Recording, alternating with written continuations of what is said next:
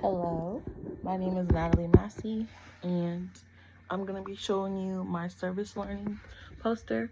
But before I go into details and show you everything, I just want to say that what I will be talking about consists of the 7 Cups counseling therapy session that we were assigned, and also me going into the community with my church and volunteering, getting goodie bags together. It consisted of getting the basic necessities that were needed, like toothbrush, toothpaste, a couple blankets, some non-perishable items, food-wise. We didn't really get a whole lot of things, but we started small and then we were working our way gradually bigger. So I really didn't write that down because it was like a multiple day thing.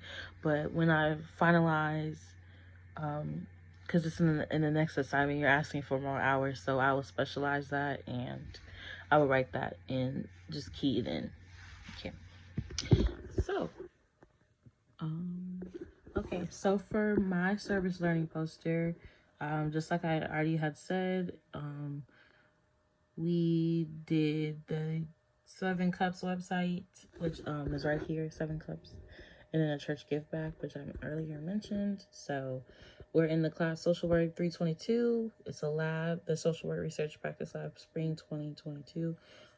That is incorrect. Okay, so for my social work service learning poster, I have my name at the top, the major, and then the school, and then this is how it is as a whole.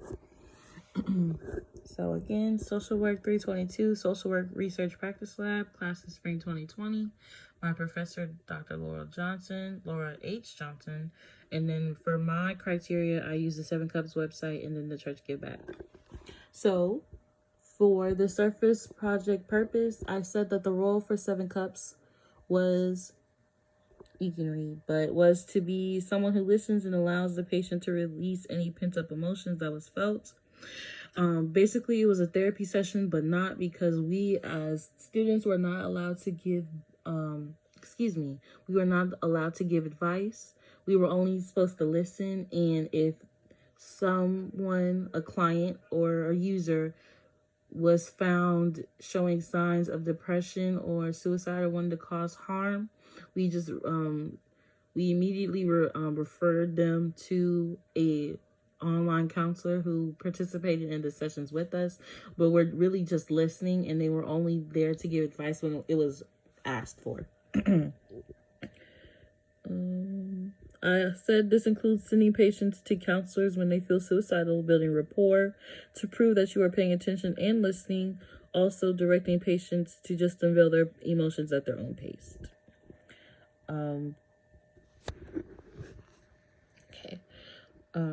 Second bullet point, I found that one of the main problems with 7 Cups is that not a lot of people want to expose themselves to a stranger online. That goes into not wanting to be open, and that's just a normal human being thing. When you don't know anyone, you choose not to be as open as you would like to be, but over time and gradually, you'll start to open up. A problem with volunteering with the church was the homeless started suggesting what they needed instead of accepting what was given to them. And I know there's a saying that's beggars can't be choosy, which is true, but also you should not saying that this is not okay, because it's like you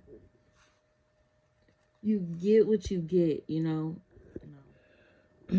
that can go into challenges, rewards, and reflection. I won't go into further detail about that.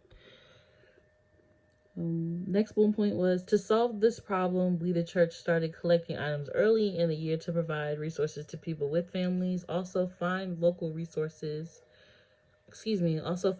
shelters that provide necessities, the basic necessities like soap, deodorant, basic feminine products, and then some food and some water bottles. Not a whole lot, but a couple bottles that will last about a couple days until we had enough to gradually get back and get more of.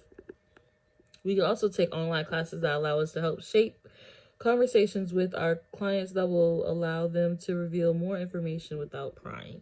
So the last bullet point is more projected to the 7 cups, because again, we do not meet with them face to face. It's just the online source where we are talking with them. Community impact. The community impact from the service learning experience. We were able to bring resources to those who were in need, meaning we were able to provide essentially just an ear to those who needed it for the 7 cups, and then the resources to those that were in need for the give back with the church. We gave to those not everything that they needed, but just basic needs, but basic necessities that would be okay with them for a couple days until we gradually get more, because we can only give so much, but we're trying to help them, but we can't help those that do not want to receive the help. So also, our activities with the church was based on the needs of the community, and we conducted food drives, and that was based on the needs that we took from the season. Due to it getting colder outside, we got coats and hats, gloves, and then we got some non-perishable food drive items to help provide that with them. And it's just, and underneath that is etc. So just want you to know that it's not an open-ended sentence. Challenges, rewards, and reflections. Again, some challenges that I previously mentioned was that some homeless, with volunteering with the homeless, they suggest what they want instead of what they need. So you try and be helpful to those as much as you can, because you can't completely clean out poverty. You can suggest tools to those. You can give tools to people and they can choose to use it, or they can choose to blame the system or blame everything else but themselves. They don't conduct. Not a lot of agencies wanted to incorporate new people. They just wanted to keep the same people to lower the risk of preventing COVID to spreading to other people. So they just wanted to keep their circle close knit, which was understood. Some factors that contributed to the success of the project would be the consistent users that visited the site.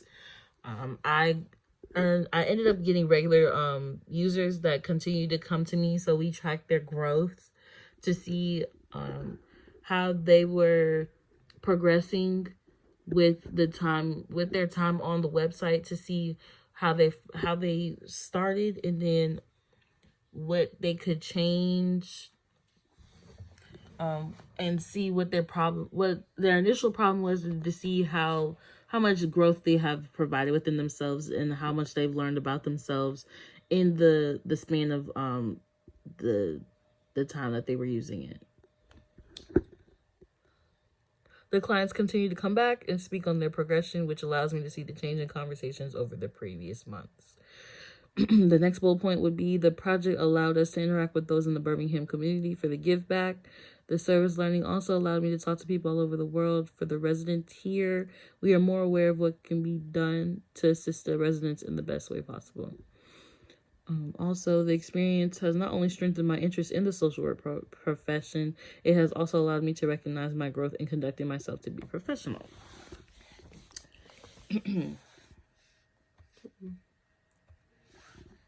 For academic learning, on 7 Cups, the clients had me interact with ethics and values, conducting professionalism and dilemmas, both ethical and moral. The assignments assigned me prepared for this specific assignment since it was based on my volunteer experience. Meaning the reflection journals that we had, it made me really go in depth, because it was like, what, so what, and now what? It had me think of like, okay, what are you doing, and how is it affecting your learning? How is it benefiting your learning? And what are you going to do about it? How are you going to use it? So that was very beneficial to me. I also would like to say that a bunch of the topics that were talked about on 7 Cups, a few of them made me uncomfortable because I never experienced it myself. and I can't speak on experience or give advice at all.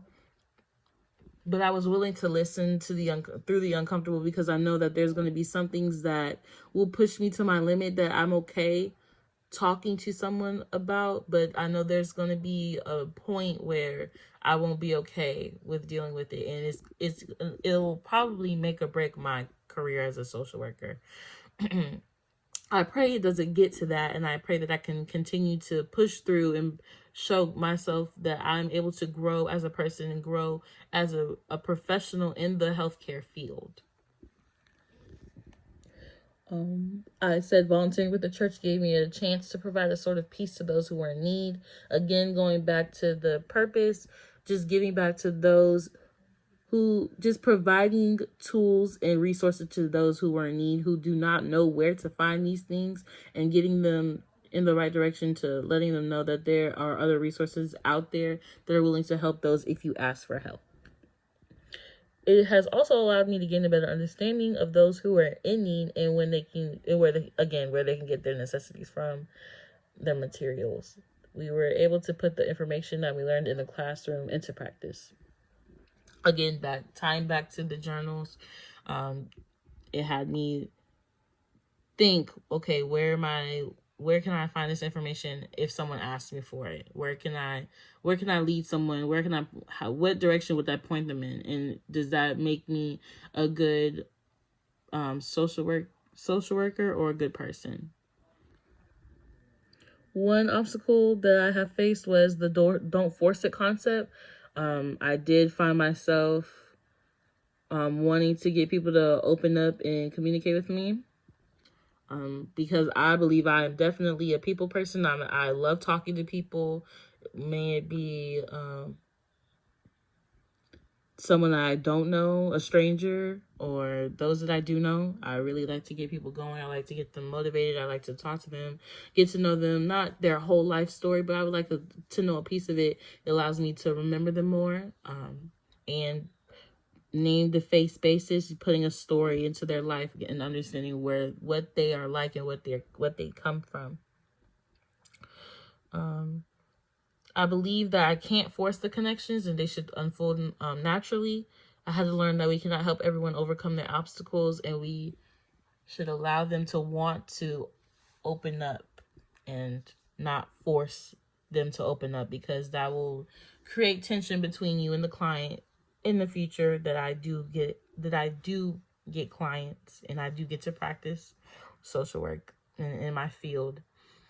I want it to be genuine, but I also know that it will take a while, because I will have to get into a rhythm, and I will have to find out what makes me tick and what makes my clients tick without it seeming awkward or them feeling uncomfortable. From this service learning opportunity, I was able to learn how to change my perspective with everyone I encounter, maybe clients or family friends. From that, I only mean that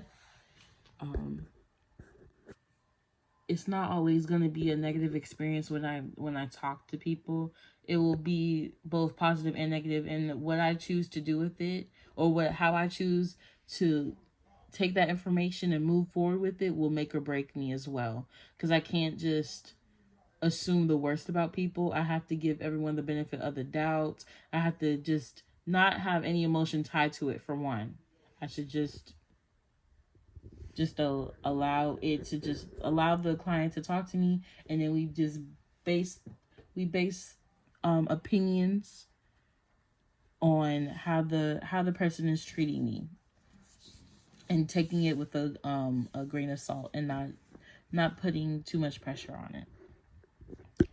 So for the acknowledgments, I included 7 Cups, the website, the counseling website that we use. William Reynolds, the pastor and the church coordinator, who coordinated everything for the little the coat drive and the food drive. Then I included Dr. Laurel Hitchcock, because she is she's the director of social work, and I included the professor.